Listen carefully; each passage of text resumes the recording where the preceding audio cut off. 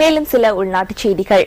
யுத்தம் காரணமாக அழிவடைந்த வடபகுதி மக்களின் ஆவணங்களை பெற்றுக் கொடுப்பதற்கான விசேட திட்டம் ஒன்றை நடைமுறைப்படுத்த உள்ளதாக தேசிய மொழிகள் மற்றும் சமூக நலனுக்கு அமைச்சு தெரிவிக்கின்றது.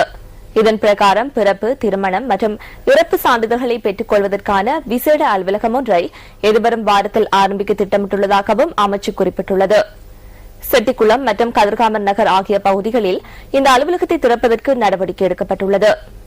இதற்கான வசதிகளை ஏற்படுத்தி கொடுக்கும் வகையில் பதிவாளர் திணைக்களத்தின் ஒத்துழைப்புடன் பிரதேச செயலாளர் அலுவலகங்களுக்கு கணினி கட்டமைப்புகளை வழங்க நடவடிக்கை எடுத்துள்ளதாக தேசிய மொழிகள் மற்றும் சமூக நலனுக்கு அமைச்சு தெரிவித்துள்ளது. இதேவேளை கிழக்கு மாகாணங்களில் பிறப்பு, இறப்பு மற்றும் திருமண சான்றிதழ்களை பெற்றுக் கொடுக்கும் வகையிலான 38 திட்டங்கள் முன்னெடுக்கப்பட்டுள்ளதாக தெரிவிக்கப்படுகின்றது. இந்த திட்டத்தின் ஊடாக சுமார் 1,25,000 பேர் நன்மையடைவதாக தேசிய மொழிகள் மற்றும் நலனுக்கு அமைச்சு சுட்டிக்காட்டியுள்ளது.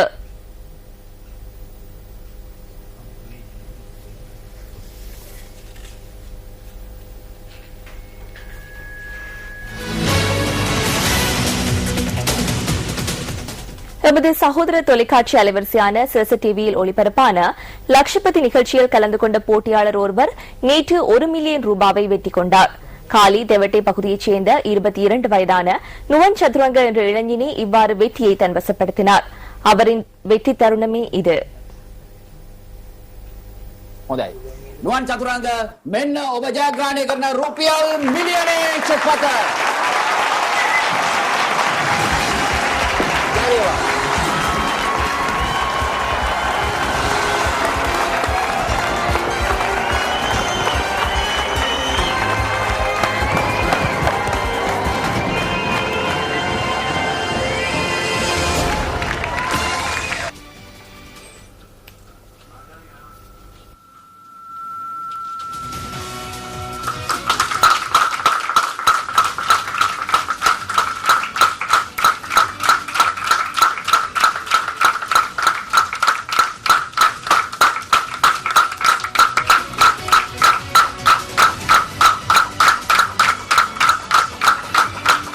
ඇත්තටම මට මේ වෙලාවේ ලොකු සතුටක් දැනෙනවා. මට ඊයේ රාත්‍රියේ ලොකුම සතුටක් දැනුණා. லட்சாதிபதியான நுவன் சதுரங்கவை இன்று மாலை நாம் எமது நியூஸ் ஃபர்ஸ்ட் கலையகத்திற்கு அழைத்து வந்திருந்தோம். தமது தந்தை சுகவீனமுற்றுள்ளதால் அவரை குணப்படுத்தும் நோக்கில் லட்சபதி நிகழ்ச்சியில் கலந்து கொண்டதாக நுவன் சதுரங்க கூறினார். தமது தந்தையை குணப்படுத்துவதே ஒரே எதிர்பார்ப்பு எனவும் அவர் குறிப்பிட்டார். බාහිර උපාධි පාඨමාලාව හදාරනවා කැලණි විශ්වවිද්‍යාලයේ පළමු වසර සිසුවේ මම ඉගෙන ගන්න උපාධිය අරගෙන ඉක්මනින්ම රැකියාවක් බලාපොරොත්තු වෙමින් සිටින්නේ.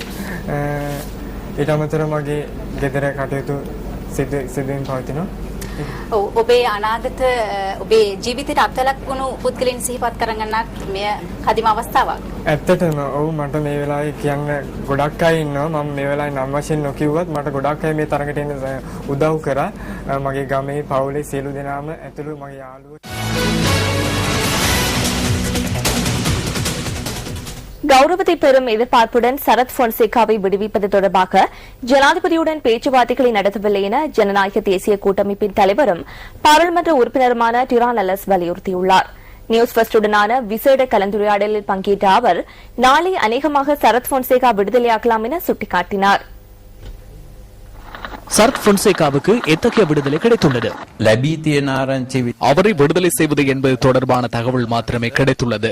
அது முழுமையான விடுதலையா இல்லையா என்பதனை நாளை ஆவணக்கோவைகள் கிடைத்ததன் பின்னர் கூற முடியும். எனினும் அது அவ்வாறு வழங்கப்பட்டிருக்காவிட்டால் நாம் ஏனைய அனைத்தையும் அவருக்கு பெற்றுக் கொடுப்பதற்கான நடவடிக்கைகளை மேற்கொள்வோம். அடுத்த கட்ட நடவடிக்கை பந்தனாகாரே நிதா சிறைச்சாலையிலிருந்து விடுதலை செய்யப்பட்டாலும் வைத்தியசாலையிலிருந்து வெளியேற முடியும் என வைத்திய அதிகாரிகள் கூறும் சந்தர்ப்பத்திலேயே அவரை வைத்தியசாலையிலிருந்து அழைத்துச் செல்ல முடியும். அவரை திங்கட்கிழமை வைத்தியசாலையிலிருந்து அழைத்துச் செல்ல முடியும் என சில தினங்களுக்கு முன்னர் வைத்திய அதிகாரிகள் கூறியிருந்தனர். விடுதலை செய்யும் நடவடிக்கை நிறைவு பெற்றிருந்தால் அநேகமாக நாளை அவர் வீடு திரும்புவதற்கான வாய்ப்பு உள்ளது. விடுதலைக்காக நிபந்தனைகள் விதிக்கப்பட்டுள்ளனவா? எந்தவித நிபந்தனையும் இருக்கவில்லை. நிபந்தனை விதிப்பதாக இருந்தால் ஜனாதிபதியே நிபந்தனை விதிக்க வேண்டும். எந்தவித நிபந்தனையும் இருக்கவில்லை. எமது கோரிக்கைகளுக்கு இணக்கம் தெரிவித்தார். ஜனாதிபதி இறுதியாக அனோமா பொன்சேகாவை சந்தித்தார் என்பதனை முழு நாடும் அறியும். அவரை சந்தித்து கலந்துரையாடினார்.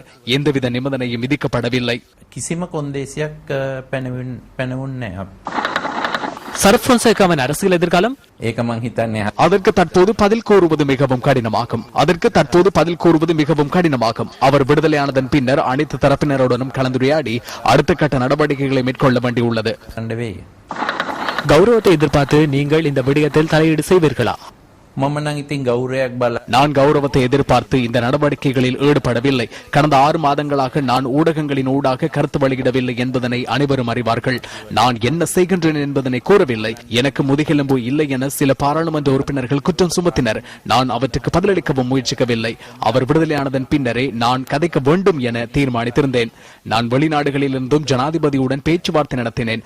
பாதுகாப்பு செயலாளருடனும் பேச்சுவார்த்தை நடத்தினேன். இறுதி நாட்களில் அவர்களிடமிருந்து சாதகமான பதில் கிடைத்தது. செய்ய வேண்டியவற்றை கூறினார்கள். அதற்கு அமைய பேச்சுவார்த்தை நடத்தினோம்.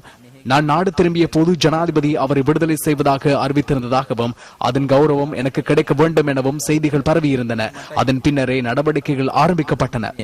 මගේ නම එලියට ඇවිල්ලා මේ ஜனாதிபதியுடன் கொடுக்கல் வாங்கல்களுக்கு சென்றீர்களா? කිසිම ගනුදෙනු எந்தவித கொடுக்கல் வாங்கல்களும் இல்லை. குடும்பத்தாரின் வேண்டுகோள் இல்லாமல் அவர் ஒருபோதும் விடுதலை செய்யப்பட மாட்டார் என ஜனாதிபதி கூறியிருந்ததனை அனைவரும் அறிவார்கள். எனினும் பேச்சுவார்த்தைகள் வெற்றி அளித்ததன் காரணமாக குடும்பத்தாரின் வேண்டுகோள் இல்லாமலேயே அவர் விடுதலையானார். இறுதியில் ஜனாதிபதி கூட அதனை என்னிடம் கேட்கவில்லை. පවුලේ ඉල්ලීමක්වත් නැතුව நீங்கள் அரசாங்கத்துடன் இணைவீர்களா? එහෙම කිසිම அத்தகைய பேச்சுவார்த்தை இடம்பெறவில்லை. எனக்கு அழைப்பு விடுக்கப்படவில்லை. நான் இணங்குவதாகவும் கூறவில்லை. වෙනවා කියලාත් නැහැ. சரத் பொன்சேகாவை விடுவிப்பதற்கு மேலும் சிலர் ஒத்துழைப்பு வழங்கினார்கள் அல்லவா? මේ රටේ ජනතාව இந்த நாட்டு மக்கள் அவரது விடுதலைக்காக மத அனுஷ்டானங்களில் ஈடுபட்டனர். கட்சி பேதமின்றி பேரணிகளை நடத்தினர், ஆர்ப்பாட்டங்களை நடத்தினர். அவர்கள் அனைவருக்கும் முதலில் நன்றி கூற வேண்டும். இது அவரை விடுதலை செய்வது தொடர்பில் நான் மேற்கொண்ட பேச்சுவார்த்தைகளுக்கு துணையாக இருந்தது.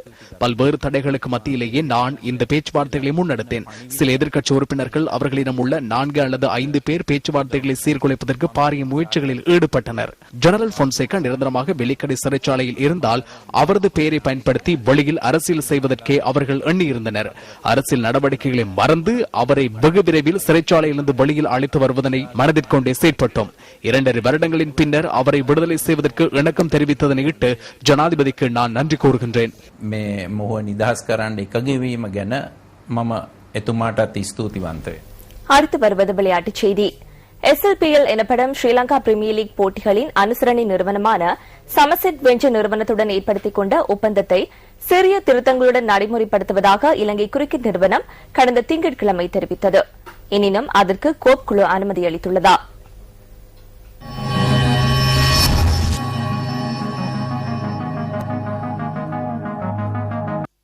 இலங்கை கிரிக்கெட் நிறுவனம் சம்பந்தப்பட்ட விடயத்தில் சமசெட் ஒப்பந்தத்தின் சட்டத்திட்டங்கள் தொடர்பில் கடந்த கோப் குழு அறிக்கையில் முக்கிய கவனம் செலுத்தப்பட்டிருந்தது. SLPL போட்டிகளின் அனுசரணையாளராக அந்த நிறுவனம் தேர்ந்தெடுக்கப்பட்ட நடைமுறை மற்றும் அதுபோன்ற போட்டிகளை ஏற்பாடு செய்ய அவர்களுக்கு இருக்கும் இயலுமை குறித்து கோப் குழு அன்று கடுமையாக வினவியது. ஒப்பந்தத்தில் தலையீடு செய்திருந்த சகல அதிகாரிகளுக்கு எதிராகவும் ஒழுக்காற்று நடவடிக்கை எடுக்க வேண்டும் என்பது கோப் குழு அறிக்கையில் தெளிவாக கூறப்பட்டிருக்கும் பரிந்துரையாகும். எனினும் அது நடைமுறைப்படுத்தப்பட்டதற்கு தெளிவான சாட்சி இதுவரை இல்லை. எனக்கு தெரிந்த வரையில் ஒரு போட்டி தொடரை நடத்துங்கள் அல்லது நடத்த வேண்டாம் என்று கூறும் அதிகாரம் கோப் குழுவுக்கு இல்லை. வெவ்வேறான ஆலோசனைகள், கிடைத்த தகவல்கள், ஊடகங்களில் வெளியான தகவல்களை அடிப்படையாக கொண்டு அவர்கள் அது தொடர்பில் கருத்து வெளியிட்டனர். எவ்வாறாயினும் சமசெட் ஒப்பந்தத்தை நடைமுறைப்படுத்த கோப் குழுவின் அனுமதியை பெற்றுக் கொண்டதாக இலங்கை கிரிக்கெட் நிறுவன தலைவர் உபாலி தர்மதாச தெரிவித்தார். கோப் குழுவின் அனுமதியை பெற தாமும் தலையீடு செய்திருந்ததாக அண்மையில் நடைபெற்ற ஊடகவியலாளர் சந்திப்பில் அவர் கூறினார். பழைய ஒப்பந்தத்துக்கு அனுமதி அளிக்கப்பட்டதா? பழைய ஒப்பந்தத்தில் சில விடயங்கள் இருந்தன, அவற்றை திருத்திக் கொள்ள வேண்டியிருந்தது. எவ்வாறான விடயங்கள் திருத்தப்பட்டன? ஒப்பந்தத்தில் உள்ள சகலவற்றையும் ஊடகங்கள் அறிந்து கொள்ள முயற்சிப்பது, நான் நினைக்கின்றேன் அதற்கு பதிலளிப்பது கடினம். சமசெட் கொடுக்கல் வாங்கல் மோசடியானது என்பது தெளிவாகின்றது என கோப் குழு தீர்மானித்தது. அந்த தீர்மானத்தை மாற்ற நடவடிக்கை குழுவை தெளிவுபடுத்தி உறுப்பினர்களின் பங்களிப்புடன் முன்னெடுக்கப்பட வேண்டும். தலைவரால் மாத்திரம் அதனை செய்ய முடியும் என நான் நினைக்கவில்லை. இலங்கை கிரிக்கெட் தலைவர் தெரிவித்தவாறு திருத்தங்களுடனோ அல்லது திருத்தமின்றியோ சமசெட் ஒப்பந்தத்தை நடைமுறைப்படுத்த அனுமதி அளித்திருந்தால் அது எந்த அடிப்படையில் வழங்கப்பட்டது என்று கோப் குழு தலைவர் அமைச்சர் டியூ குணசேகரவிடம் ஸ்போர்ட்ஸ் ஃபர்ஸ்ட் வினவியது. அது தொடர்பில் ஊடகங்களுக்கு கருத்து வெளியிட முடியாது என கூறிய கோப் குழு தலைவர் பாராளுமன்றத்தில் அதற்கு தெளிவான பதில் அளிக்கப்படும் என தெரிவித்தார். இலங்கை கிரிக்கெட் நிறுவனம் கோப் குழுவை பல தடவைகள் அழைத்தது. அதன்போது ஏற்படுத்திக் கொள்ளப்பட்ட இணக்கப்பாட்டுக்கு அமைவாக ஒப்பந்தம் தொடர்பாக பேச்சுவார்த்தை நடத்திய போது அதில் சில குறைபாடுகளை நாம் அவதானித்தோம். அந்த குறைபாடுகளை நிவர்த்தி செய்து கொள்ளாமல் அந்த குறைபாடுகளுடனான அறிக்கையை மீண்டும் நடைமுறைப்படுத்த நான் உறுப்பினராக இருக்கும் எந்த ஒரு சந்தர்ப்பத்திலும் அனுமதி அளிக்கவில்லை. கோப் குழு வழங்கிய ஆலோசனைகளை நடைமுறைப்படுத்தாது அந்த ஒப்பந்தத்தை அவ்வாறே மீண்டும் நடைமுறைப்படுத்தினால் அது சிக்கலுக்குரிய நிலைமையாகும். ஆகவே கோப் குழுவின் ஆலோசனைகளை நடைமுறைப்படுத்த இலங்கை கிரிக்கெட் நிறுவனத்தை கவனம் செலுத்த வைக்க வேண்டியது சகல அதிகாரிகளினதும் பொறுப்பாகும். எல்லாவிடும் கோப் குழு அறிக்கை தொடர்பாக சமூகத்தில் இருக்கும் மதிப்புக்கு பாதிப்பு ஏற்படலாம்.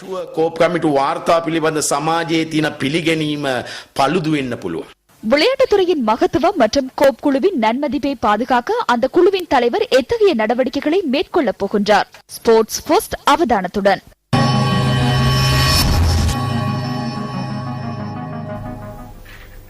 இத்துடன் நமது 8 மணி பிரதான செய்திகள் நிறைவு பெறுகின்றன. நமது அடுத்த பிரதான செய்திகளை இரவு 10:45 எதிர்பாருங்கள். வணக்கம்.